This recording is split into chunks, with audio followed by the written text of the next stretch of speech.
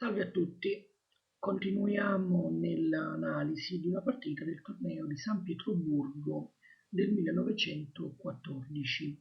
Io sono Riccio Luigi, una prima nazionale e ho un elo FIDE di 1921 punti ad oggi, che è 29 novembre 2015. Lascio la mia email che è vivagliescacchi@virgilio.it per chiunque volesse effettuare critiche a questo video, darmi suggerimenti, effettuare richieste o correzioni, eccetera, ciò che volete. Se volete scrivermi, siete ben accetti. La partita che analizzeremo adesso è la Lasker Aliekin al 12° turno, o meglio, primo turno del torneo finale, giocata il 10 maggio 1914, classificato con un codice ECO di 08. Ovviamente i due giocatori non hanno bisogno di presentazioni, sono due mostri sacri degli scacchi, il campione del mondo dell'epoca, Emanuel Lasker, e lo sfidante Alexander Aliekin, all'epoca già immenso giocatore che 13 anni dopo conquisterà appunto anche egli la corona mondiale. Allora, Lasker gioca col bianco, Aliekin col nero. D4, D5, C4 e gambetto di donna. Aliekin sceglie subito una difesa inusitata, il controgambetto Albin. Innanzitutto specifichiamo perché si chiama controgambetto, perché è un gambetto in risposta ad un gambetto, perché se notate Lasker giocando C4 effettua un gambetto, il cosiddetto gambetto di donna, e a sua volta Aliekin gioca un altro gambetto, il pedone E5. Questa successione di mosse prende il nome di controgambetto Albin. Ora spieghiamo perché. Allora, questa apertura è un'apertura oggettivamente minore, però non è priva di trappole e di veleni per il bianco, perché permette al nero prospettive dinamiche di gioco. Però a livello di correttezza, diciamo, matematica, la teoria delle aperture assicura al bianco un vantaggio, diciamo, consistente. Ovviamente questa apertura col nero va giocata da giocatori molto dinamici, aggressivi, disposti anche a sacrificare pedoni o materiale per un gioco attivo e dinamico, per l'attacco, per l'iniziativa. Diciamo, Aliekin corrispondeva certamente a queste caratteristiche. Allora, tale apertura, il controgambetto Albin, salì alla ribalta del grande pubblico verso la fine del XIX secolo, grazie al maestro rumeno Adolf Albin, nato nel 1848 e morto nel 1920. Albin giocò questa apertura nella sua partita contro Lasker, ecco, lo stesso giocatore che adesso è ai bianchi, nel 12° turno del torneo di New York del 1893, quindi un bel po' di anni prima, parliamo di 21 anni prima. Questo torneo Albin arrivò secondo, anche se perse la partita contro Lasker. Questo torneo è famoso nella storia degli scacchi perché Lasker realizzò lo strabiliante punteggio di 13 punti in 13 partite, cioè vinse tutte e 13 le partite che disputò. Albin ovviamente perse la partita con Lasker nel quale adoperò il controgambetto, però arrivò secondo nel torneo. Ad onore del vero, questo controgambetto era già stato giocato per la prima volta in una partita a tavolino nel terzo campionato italiano che fu giocato a Milano nel lontanissimo 1881, 1881 nella partita tra Carlo Salvioli e Mattia Cavalleotti.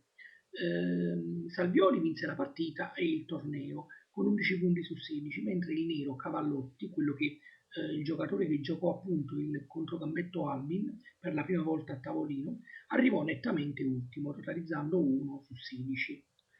Diciamo che al nero, al signor Cavallotti, non restò che consolarsi con il fatto di essere stato il primo giocatore nella storia ad adoperare in una partita ufficiale, ecco la cosiddetta partita a tavolino, il controgambetto che poi sarà chiamato controgambetto Albin. Inoltre il torneo che ho citato prima, quello di Milano del 1881, fu il primo nel nostro paese in cui si adottarono le regole internazionali. Però, ancora, per essere ancora più a onor del vero, la paternità teorica, non quella giocata a tavolino, ma quella teorica di questa apertura, di questo controgambetto Albin, spetta proprio al nostro connazionale, l'italiano Serafino Dubois, che molto probabilmente era il più forte scacchista italiano del XIX secolo. Serafino Dubois diede alcune analisi nel 1872 e commentò dicendo: è una mia scappata, le la do per quel che vale. Quindi diciamo considerò questo controgambetto, che ripeto oggi viene chiamato controgambetto Albin dalla teoria, poco più che una mossa estemporanea errata. In realtà, benché ovviamente non assicura almeno la parità ed è rischiosa, non è da sottovalutare. Ecco, non è così negativa come diciamo pensava Serafino Dubois. Quindi viene chiamata controgambetto Albin, anche se in realtà non fu giocata per la prima volta da Albin, ma fu giocata per la prima volta dal signor Cavallotti nel terzo campionato italiano, e addirittura prima teoricamente un altro italiano, Dubois, ne diede alcune analisi. Vabbè, arriviamo alla partita. Lasker gioca a D per E5 la teorica e Aliekin risponde con D4. Diciamo, in questa mossa sta l'idea del controgambetto, perché il pedone D4 inibisce la casa C3 al cavallo B1. Vedete, il cavallo B1 non può andare in C3 perché chiaramente c'è il pedone, e in qualche modo ostruisce lo sviluppo del bianco, impedendogli, almeno per il momento, la spinta in E3. Ora vediamo anche perché. Ora, la posizione che si viene a creare sulla scacchiera, quella che vedete, è quella speculare, quella che si ottiene nella variante principale del controgambetto Falkbeer contro il gambetto di re del bianco, che si ottiene in sostanza dalla successione di mosse 4 e 5, F4, D5, ecco il controgambetto Falkbeer, e per D5 E4. Lasker gioca la mossa, diciamo, considerata migliore, cavallo F3. Ora, E3 è errata. Infatti una delle idee del controgambetto Albin è proprio impedire questa spinta, almeno momentaneamente, e quindi è naturale che in questa posizione sia un errore. E così, come cosa curiosa, nel controgambetto speculare, quello di cui stavamo parlando prima, il Falkby, la mossa D3 invece, dopo la successione 3 e per D5 4, quindi 4 D3, si può giocare, e quindi questo dimostra che essere simili non significa essere uguali, così come diciamo nella geometria euclidea che si studia alle scuole superiori. Allora, E3 perché è un errore? Perché il nero gioca la forte alfiere B4 e dopo alfiere D2, D per E3, qui il bianco ha la migliore F per E3. Ora analizziamo anche le alternative. La migliore, ma dopo donna H4 scacco, G3, donna E4, il nero già può dirsi ben più che soddisfatto dall'apertura. Dopo 7 mosse sta già leggermente meglio. Se il bianco non gioca F per E3 in questa variante, ma giocasse ad esempio alfiere B4, perderebbe dopo E per F2 scacco. Qui il problema è che non si può prendere il pedone F2 perché cadrebbe la donna D1 da parte della donna D8, quindi il bianco è costretto a giocare a Re E2.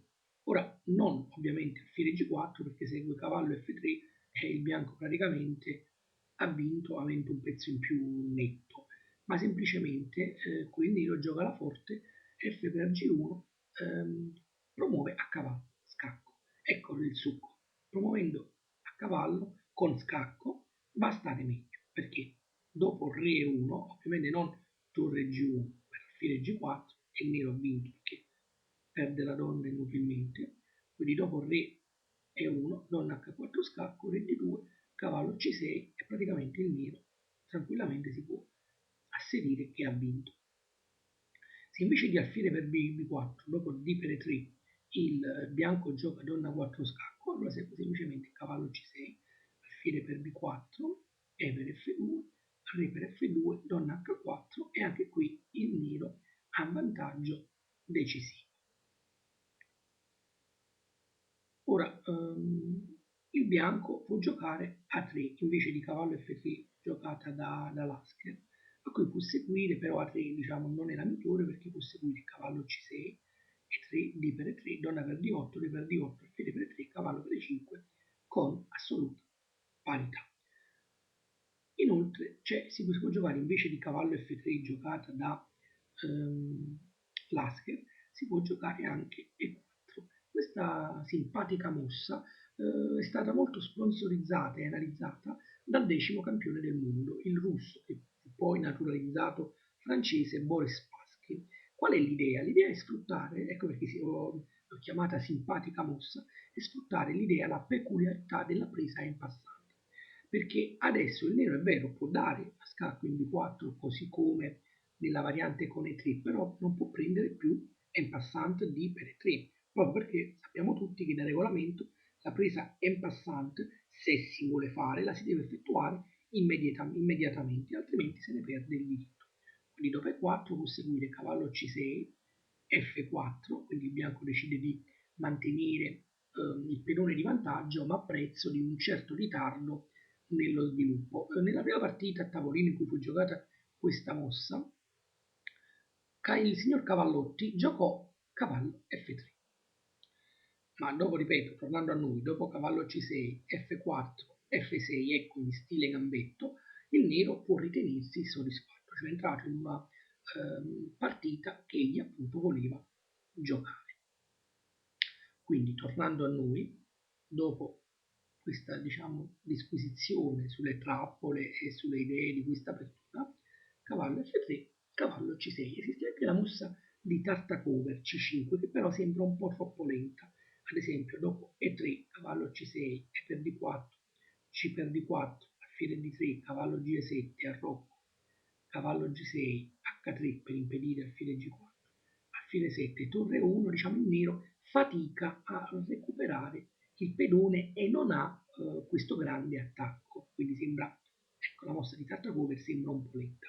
Aliekin gioca diciamo, quella sponsorizzata dalla teoria cavallo C6. A questo punto Lasker gioca quella che è considerata la migliore, A3. Questa è una mossa profilattica perché impedisce lo scacco in B4 con l'alfiere ad Aliekin. Perché? Perché dopo lo scacco in B4 Aliekin risolverebbe gran parte dei suoi problemi giocando donna E7 e poi dopo aver sviluppato l'alfiere C8 l'arrocco lungo. Qui esistono varie alternative, esiste anche il G3 a cui il nero può rispondere con alfiere F5, con alfiere 6, con alfiere G4 o addirittura con cavallo G7, oppure invece di A3 si può giocare cavallo BD2 a cui può seguire sia alfiere G4 che anche cavallo G7, ovviamente con la stessa idea di portare il cavallo N7 in G6.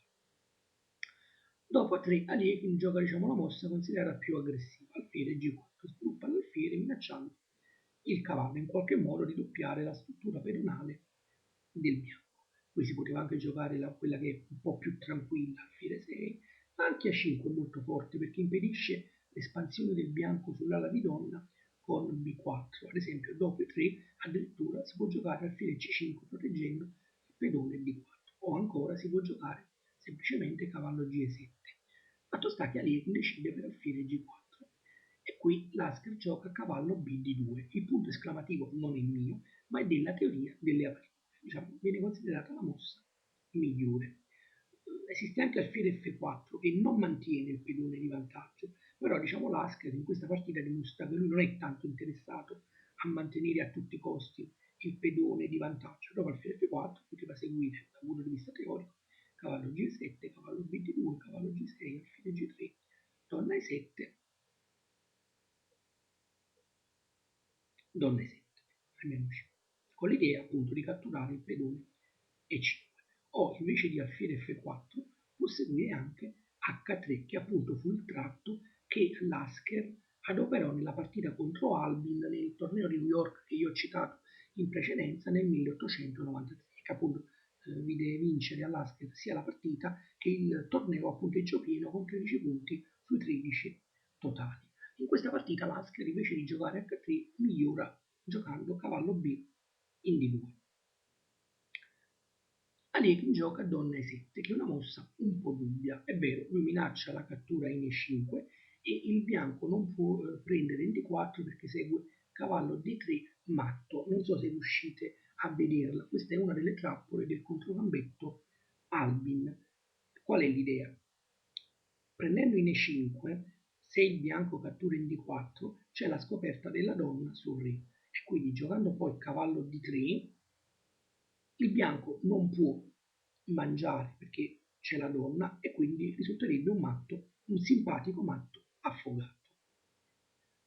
Ora, in linea generale, la mossa, questa diciamo, è una delle trappole del controgambetto Albin. Ecco perché vi dicevo all'inizio che questo controgambetto va comunque preso con le molle, non va sottovalutato. Perché è vero che la teoria delle aperture a gioco corretto assicura al bianco un discreto vantaggio, però è altrettanto vero che il bianco deve giocare bene e con molta attenzione, senza strafare. Diciamo, è un'apertura che può risultare molto viscida se non si gioca con accuratezza. Ora, tornando a Donne 7 giocata da Allegri in partita, che io appunto ho messo come mossa dubbia, in linea generale questa mossa non è buona perché Allegri vuole recuperare il pedone ostacolando diciamo, lo sviluppo della propria ala di re. Come potete vedere è ancora tutta intatta, i pezzi sono ancora nelle case di partenza, l'alfiere F8 e il cavallo G8. La domanda che viene da porsi è che senso ha sacrificare un pedone in apertura, giocando per l'attacco, per poi spendere tempo e forze per ricatturarlo, tra l'altro in maniera precoce. Diciamo, probabilmente sono più opportuni sia donna D7 invece di donne 7 che cavallo G in E7, che io infatti ho controsegnalato come mosse interessanti. Dopo donne 7 l'Asker gioca una buona mossa, H3, interrogando l'alfiere, quindi pone ad Aleki la scelta di che cosa vuole fare. Si deve privare dell'alfiere G4 o lo ritira? Aleki sceglie per la mossa probabilmente peggiore, almeno stando diciamo, all'analisi delle partite fino ad ora effettuate o stando alla teoria delle aperture. Decide semplicemente di cambiare l'alfiere per il cavallo, però in realtà ciò non fa altro che liberare il gioco di Lasker. Diciamo che migliore è alfiere H5, dopo G4, alfiere G6, come nella partita Mikenas Mosionzinik giocata a Riga nel 1968, quindi un bel po' di anni, 54 anni dopo la partita che stiamo analizzando. Dopo alfiere F3, ecco, Lasker gioca cavallo F3, quindi non ha danneggiato la propria struttura pedonale, si è liberato e ha la coppia degli alfieri. Ora Liechin arrocca lungo, però deve ancora risolvere il problema di come sviluppare la sua ala divina. E l'arrocco lungo è un po' rischioso perché il bianco ha già giocato a 3, quindi si prepara subito già ad attaccare sull'ala di donna. Lasker gioca donna di 3, che all'epoca era una novità, fu una novità teorica, almeno stando, come al solito, al mio database, che è molto aggiornato, ma come si dice, mai dire mai. Diciamo, stando al mio database è una novità teorica per l'epoca. Questa mossa di sviluppo della donna difende anche indirettamente il pedone che il bianco ha guadagnato. Ora vedremo anche perché il nero non può catturare il pedone E5. Fino all'epoca erano state giocate dopo arrocco lungo, invece di donna D3, alfiere G5, F6 e per F6, G per F6, alfiere F4. Nella partita Marshall-Showalter, giocata in America nel 1909, vinta da Marshall, è vero, il bianco in questo caso mantiene il pedone di vantaggio, ma dovrà subire una forte reazione del nero, dopo ad esempio alfiere H6. Si giocò anche donna A4 nella partita Marshall-Janowski, giocata a Biarritz nel 1912, quindi 2 anni prima della partita, vinta da Janowski, ma si può giocare anche semplicemente G3, con l'idea di sviluppare l'alfiere in fianchetto. Dopo donna D3, Aliekin gioca H6, vedendo ovviamente alfiere G5. Perché non si poteva prendere il pedone 5? Perché dopo cavallo per E5 seguiva la forte donna F5 scacco. Ora il cavallo non cade, perché c'è la ritirata cavallo D7, ma dopo cavallo per D4 è chiaro che il bianco ha un chiarissimo vantaggio. Ha un pedone in più, coppia degli alfieri, non è indietro nello sviluppo, il nero non ha nessuna parvenza di attacco, quindi è chiaro che il bianco stacchi questa posizione nettamente meglio. Invece di H6 era molto interessante F6, continuando nello stile del gambetto. D'altronde il controgambetto Albin è un gambetto dalla parte del nero, quindi si poteva anche continuare con quella idea, come segnala Minev. Dopo H6 segue G3, G6, alfiere G2, alfiere G7. Ora è chiara la differenza di portata tra i due alfieri in fianchetto, quello G2 e quello G7, perché mentre quello del bianco il G2 sosterrà l'attacco contro il re nero sull'ala di donna, quello in G7 è ostruito dal proprio pedone in D4, senza contare che dopo la spinta in B4 e il posizionamento della torre A1 in C1 di Lasker, l'alfiere G7 non servirà a nulla lungo la grande diagonale, avrà solo un effetto scenico. Chiaramente dopo alfiere G2 non si può ancora catturare in E5 perché segue cavallo per E5, donna per E5, alfiere F4 con netto vantaggio di Lasker. Dopo alfiere G7, in cui qua già il bianco ha un chiaro vantaggio, segue il rocco, cavallo per E5, cavallo per E5, alfiere per E5, B4. Ecco qui, Lasker già attiva l'attacco sull'ala di donna, ma Aliek non si fa certo intimidire, non era nel suo stile, e gioca F5. Probabilmente il punto esclamativo è un po' aiutato molto, diciamo, il punto esclamativo è il mio, però mi è piaciuta questa mossa perché Aliek non si è fatto spaventare, decide di non rimanere passivo e intravede delle combinazioni, delle possibilità combinative a cui Lasker comunque, benché sta meglio, deve stare molto attento.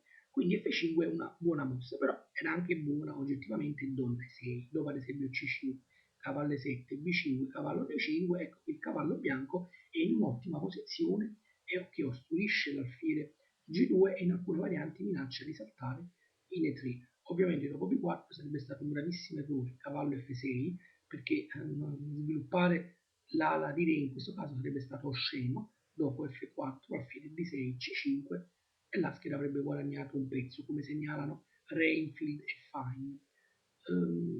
Dopo B4, se invece avesse ritirato l'alfiere indietro, Aliekin seguiva semplicemente C5, C6, torre B1 con attacco formidabile da parte di Lasker, già minaccia B5, segnalato questo da minimo. Dopo B4 e F5 Lasker continua imperterrito il suo attacco sull'ala di donna, spinge in C5, era forte anche alfiere B2. Dopo ad esempio F4 si poteva giocare anche Aliekin donne 6, ma seguiva E3, D per E3, donna per E3 con lieve vantaggio del bianco. Dopo alfiere B2 poteva seguire F4, G per F4, alfiere F4, donna F3 e qui addirittura il bianco avrebbe vinto perché minaccia Pirone B7 e l'alfiere F4, quindi anche alfiere B2 era una buona mossa. Comunque, fatto sta che Lasker si decide di giocare C5. Ora Aliekin gioca donna E6, sgombera la casa E7 per il cavallo G8. C6 era molto dubbia perché chiaramente aiutava l'attacco del bianco con la spinta in B5 e cavallo F6 sarebbe stato un errore per lo stesso motivo che ho detto in precedenza. Dopo F4 il nero perde il pezzo. Dopo donna E6 Lasker continua a spingere C6. A questo punto Aliekin gioca cavallo E7, sviluppa semplicemente il pezzo. Non andava bene la presa in C6 perché seguiva donna 6 scacco e dopo lo spostamento di re segue alfiere per C6 vincendo, anche o meno che diciamo, non giocava re D7 il nero, ma in posizione oggettivamente molto brutta. Quindi B per C6 era un errore. Poteva seguire anche semplicemente dopo B per C6 alfiere B2 con la variante cavallo 7, torre a C1, torre D6, se cavallo D5 il bianco va in vantaggio con donna 6, D7, B5, C per B5, donna per B5, D7, torre C6, quindi dopo torre a C1, torre D6, segue donna 6, D8, donna per A7, G5, B5 e il bianco è in netto vantaggio. Quindi dopo C6 Aliekin decide di sviluppare il pezzo. Lasker cattura e Aliekin esegue il classico procedimento difensivo che è quello di ripararsi dietro al pedone avanzato del bianco. Qui Lasker commette un errore, il primo nella partita. Gioca alfiere B2, cioè sceglie la diagonale sbagliata per il suo alfiere campo scuro. La diagonale giusta era quella dove stava, la C1 H6. La mossa migliore era alfiere di 2, perché l'alfiere con alfiere di 2 poteva essere utile non solo in attacco, ma anche in difesa. Sarebbe stata anche molto forte semplicemente la spinta in B5, con un possibile seguito torre D6, A4, torre HD8, A5, cavallo D5, alfiere A3, torre 6 D7, alfiere C5 e la terribile minaccia della spinta in B6 non può essere evitata. Ad esempio C5, B6, C per B6, A per B6, cavallo per B6, donna A6, vedete si minaccia il pedone A7, re C7, donna per A7 con nettissimo vantaggio di Lasker. Dopo alfiere B2, Aliekin gioca torre D6.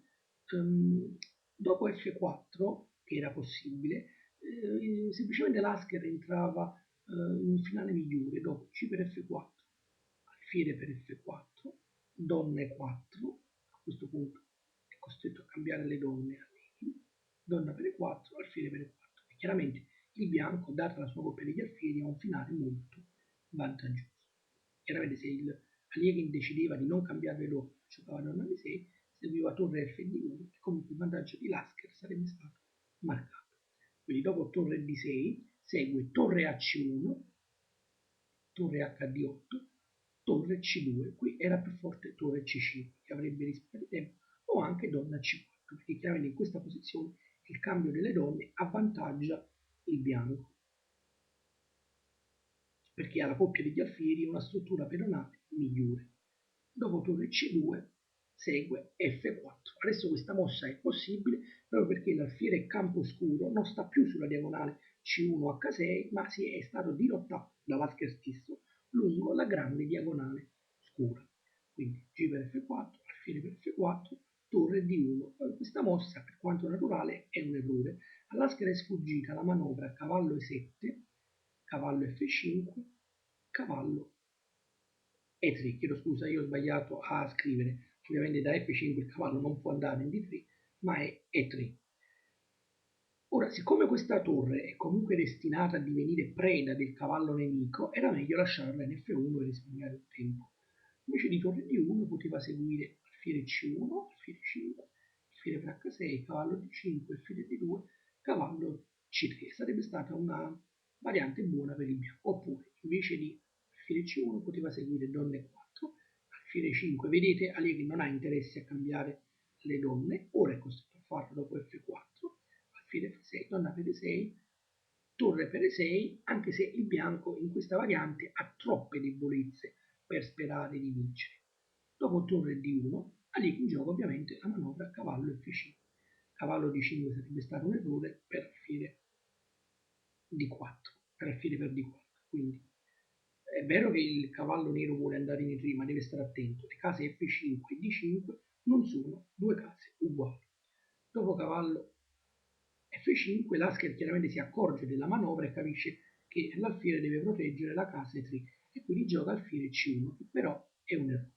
Qui era più forte semplicemente donna C4, a cui poteva seguire donna C4, torre per C4 e bianco avrebbe avuto un gioco migliore, oppure poteva seguire donna E4, alfiere 5, torre C5. Se invece di alfiere 5 avesse giocato donna B3 allievi, poteva seguire alfiere C1, alfiere per C1, torre 6 seguiva donna D3, quindi alfiere C1, torre D per C1, torre 6 D7, donna F4, donna F7, B5 con chiaro vantaggio di Lasker.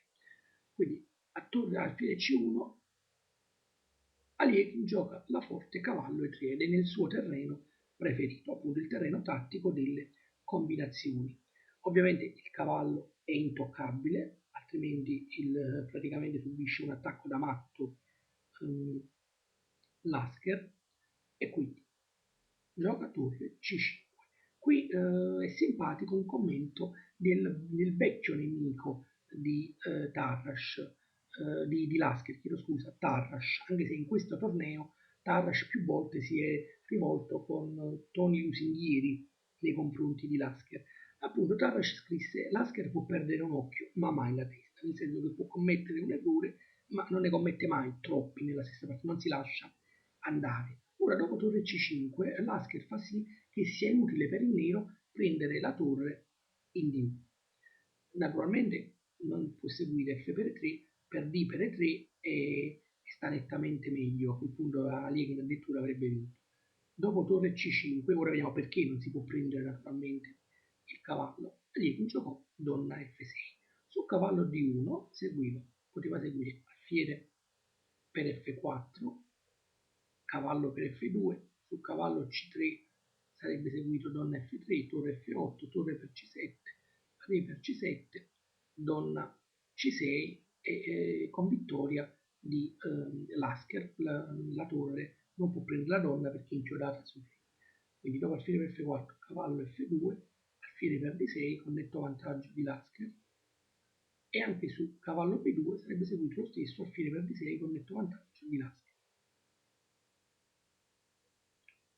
Quindi ecco perché non si può prendere il cavallo di 1. Donna, diciamo però la mossa che è sfuggita all'Asker, che Aliekin poteva giocare e che gli è sfuggita, era a cavallo per G2. Probabilmente ad Aliekin dispiaceva che una così bella manovra di cavallo, guardate, cavallo G8, E7, F5 e 3, terminasse con un banale cambio di pezzi di pari valore. Però dopo re per G2, alfiere per C1, torre D per C1, torre 6 D7, donna F3, torre F7, il bianco avrebbe avuto solo un lieve vantaggio, secondo Tarrasch, quindi era meglio giocare la forte cavallo G2. Invece Aliekin gioca donna F6, a cui segue donna E4. Questa probabilmente è la mossa vincente di Lasker. Torre 1 era debole per cavallo per G2, re per G2, alfiere per C1, torre E per C1 con lieve vantaggio del bianco. Quindi dopo donna E4, a questo punto Aliekin si decide a catturare la torre in D1. Il punto interrogativo è di Tarrasch, che considera questa mossa come l'errore decisivo per il nero. In realtà Lasker si sbaglia, lo vedremo.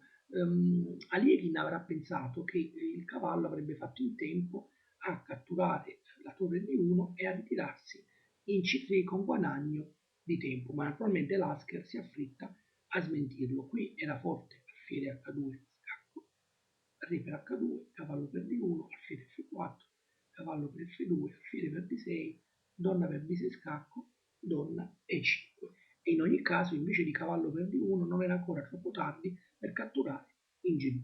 Dopo cavallo per D1, Lasker gioca alfiere per F4 e quelli che continua nel suo piano gioca cavallo C3. Era un po' meglio torre 6 D7 o anche cavallo per F2, era molto forte. Dopo cavallo per F2, vedete ci sono una marea di analisi e diciamo che Lasker continuava a stare meglio, però era da giocare la partita. Dopo cavallo per F2 seguiva alfiere per D6, cominciamo a dire subito, re per F2 sarebbe stato un grave errore per la fortissima D3.